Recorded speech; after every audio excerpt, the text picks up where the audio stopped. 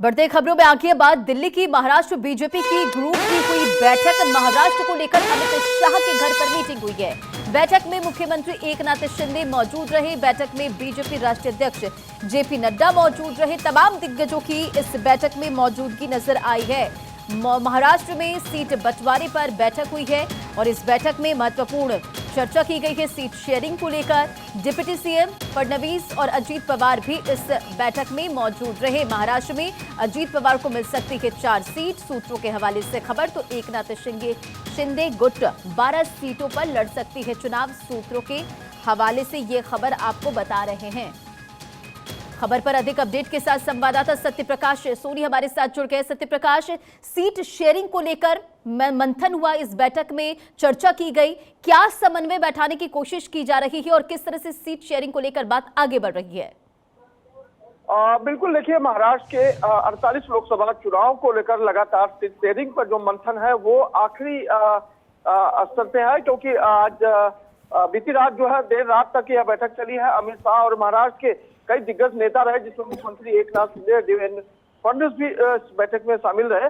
हालांकि जिस तरह से अटकलें लगाई जा रही थी कि महाराष्ट्र में सबसे बड़ी पार्टी के तौर पर भारतीय जनता पार्टी, उसके बाद जो है शिवसेना एकनाथ शिंदे गुट की पार्टी है, फिर जो है एनसीपी को, तो उसी पद्धति को लेकर लगातार यह देखा जा रहा था कि जो सीट शेयरिंग का फार्मूला आखिर कैसे तय होगा, क्योंकि ये एनसीपी अजीत गुट 10 सीटों की मांग कर रहा था और वही शिवसेना एकनाथ शिंदे गुट जो है 22 सीटों पर मांग कर रहा था, क्योंकि काफी लंबे समय से वह जब शिवसेना के साथ भारतीय जनता पार्टी लड़ी थी तब भी 22 सीटें दी गई थी, जिसमें 18 सीटें शिवसेना को मिली थी।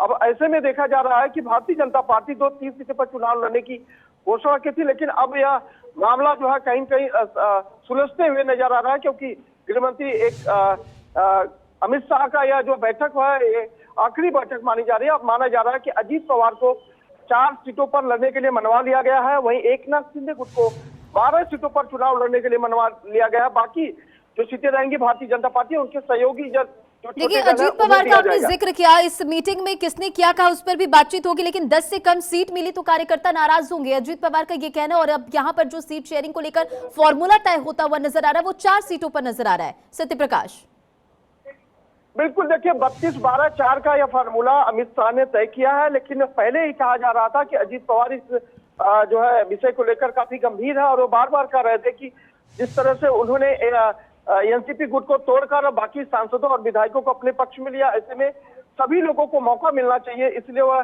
10 सीटों की महाराष्ट्र की अन्य जिलों में मांग कर रहे थे, जिसमें महज 4 सीटें उन्हें देने की बात कही जा रही है।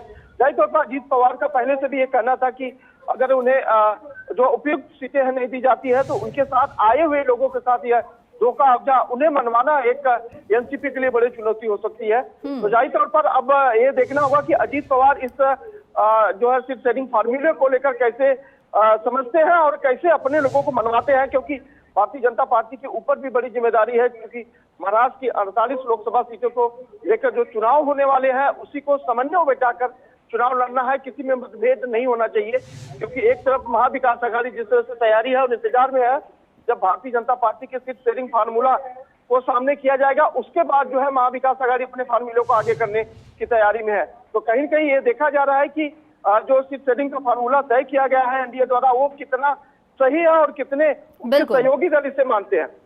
चलिए, तमाम जानकारियों के लिए सत्यप्रकाश बहुत बहुत शुक्रिया, नजर बनाए रखें।